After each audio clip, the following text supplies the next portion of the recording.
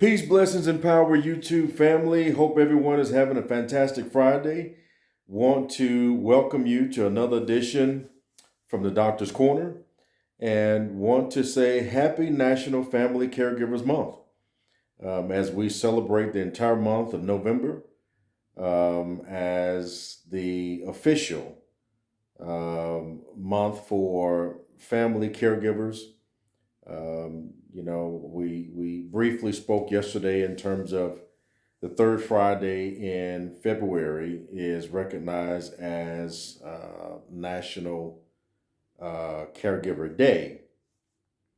But this month, for the month of November, is specifically the month for National Family Caregivers. Of course, when we speak about caregivers, you have two sides, right? You have those in the professional field that many of us or some of us call upon for assistance in terms of professional CNAs and people in that field that serve this as a career. And then you have family caregivers like myself and like many of you who we are basically, if you're blessed enough to have professional assistance, when that assistance logs off or gets off the clock, right? We kind of tag team and we come in and pick up the duties from there and provide the level of round the clock care that is needed. So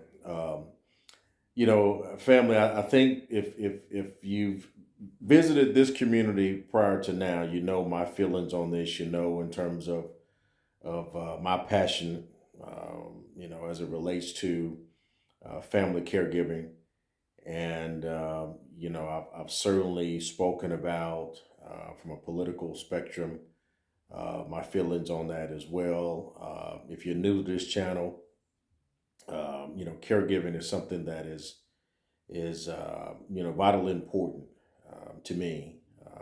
I understand as a caregiver myself of my mother.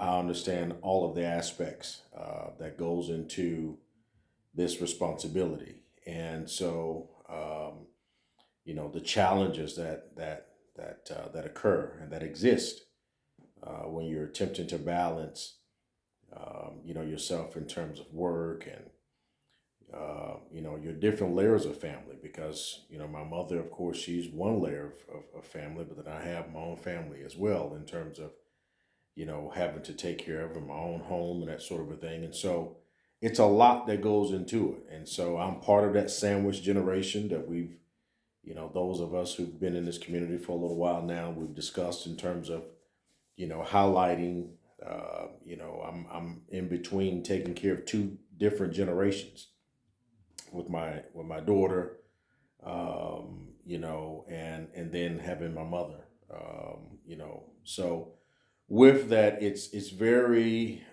it's refreshing as we kind of turn the discussion slightly just politically. Certainly refreshing to hear both presidential candidates at least mentioning and talking about family caregiving. Of course, VP Harris has certainly, this is not new to her in terms of, her rhetoric as it pertains to this field and this responsibility. She, as being a former caregiver, family caregiver herself, in terms of her mother, certainly brings a personal perspective to the discussion. But in addition to that, in terms of her level of commitment to providing, policy and provisions to be able to, help the caregiving field. And so that benefits all of us, right?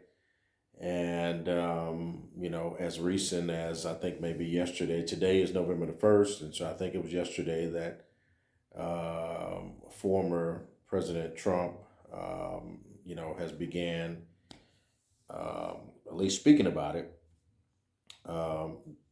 It does not appear he has any level of policy pertaining to this arena, but but certainly he's at least talking about it. And so, in terms of putting an idea out there in terms of a credit for those of us who, but once again, it doesn't appear as he has any real conclusive policy on that, so we won't discuss that. But I want to read this to you as of, and you can go on to whitehouse.gov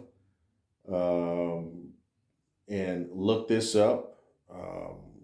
Just a couple of clicks away on your phone or on your computer.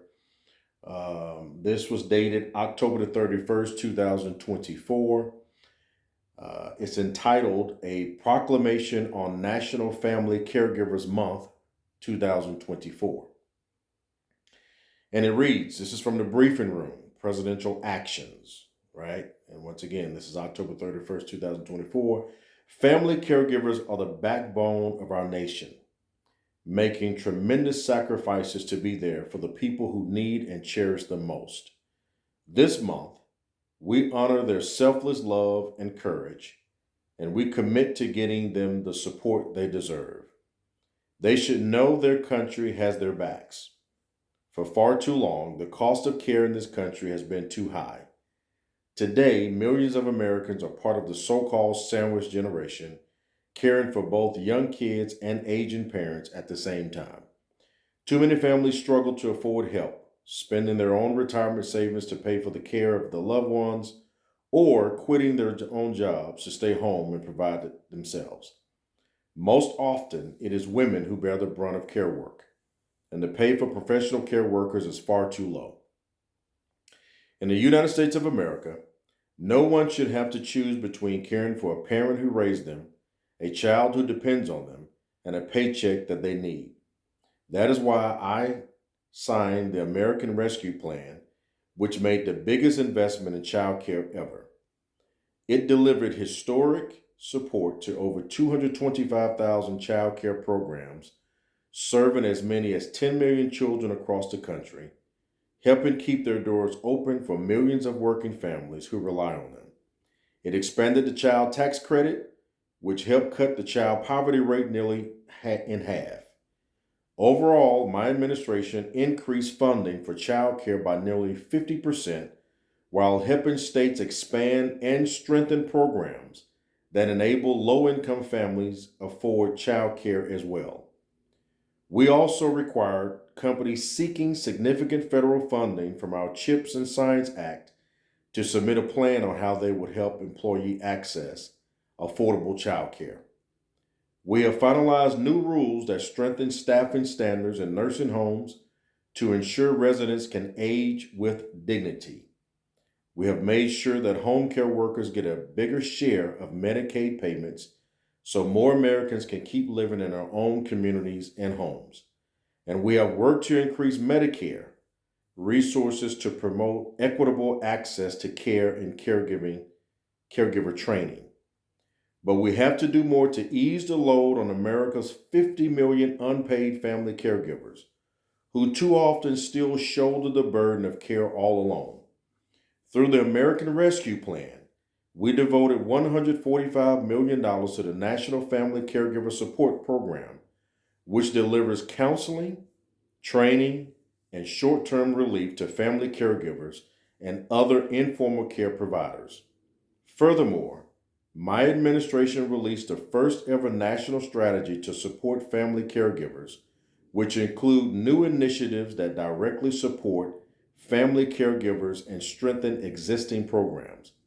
And I signed a historic executive order representing the most comprehensive set of administrative actions ever to increase access to high quality child care and long-term care and support for caregivers, including military and veteran caregivers. The executive order is working to make sure caregivers get the support they deserve while building the supply of high quality care so families have options. My administration is continuing to work toward lowering the cost of care across the country and providing stronger paid family and medical leave. How we treat our young children, aging parents, and loved ones, and how we value those who care for them are fundamental to who we are as a nation. During National Family Caregivers Month, we pledge to get every family caregiver in this country the same kind of relief, respect, and support that they give so selflessly to others.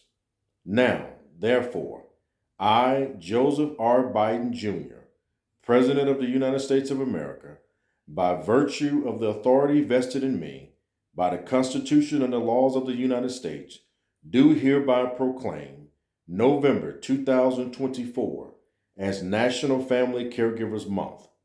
I encourage all Americans to reach out to those who provide care for our nation's family members, friends, and neighbors in need to recognize, honor, and thank them. In witness whereof, I have hereunto set my hand this 31st day of October in the year of our Lord 2024, and of the independence of the United States of America, the 249th. There you have it, family. That is from President Joe Biden, officially stamping in this month as National Family Caregivers Month. And you heard the data in there in terms of what this administration has put in place. So, as we consider and we talk about rhetoric, right? It's a little different of people who, just kind of throw something out on the whim as opposed to, someone that has actually put actual plans and policy already in place. Not even a plan, it's a policy. It's a level of commitment when you start talking about $145 million has already been earmarked specifically for family caregiver support.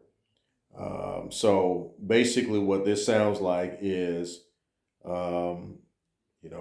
VP Kamala Harris,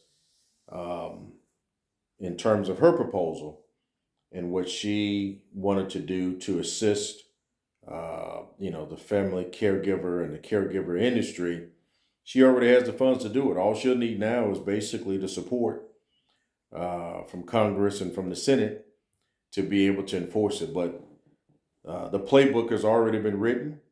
The blueprint is already there. The funds have already been allocated. And so checks are already stamped. It's just a matter of them being signed and sent out at this point. So, we'll see what happens in the next few days, if she'll be in a position to do that or not. But do what you will with that information, family. I just wanted to, on this first day of National Family Caregiver Month, wanted to read that to you. Once again, this is something that this is public information. You can go out there and pull up directly from White House Gov, in terms of reading that proclamation. And so I may very well, who knows, I may print that out and actually frame that. We'll see. I mean, of course, if results are, this administration will be replaced, then it won't matter because that all more than likely will go away. But in any event, hope everyone is having a wonderful evening. We will be discussing throughout this month, family, with a very intentional effort in terms of family caregiving. We're going to certainly honor the month with having in-depth conversations. And so I look forward to being able to provide content to you that hopefully will be helpful to you, to your friends, to your family, of anyone who is maybe in a position of currently, providing that level of care, or maybe you're on the precipice of about to become, or maybe you know someone who can certainly benefit from some of the information that we will discuss. So in any event, want to say great evening to you. Until we speak again, peace and be well.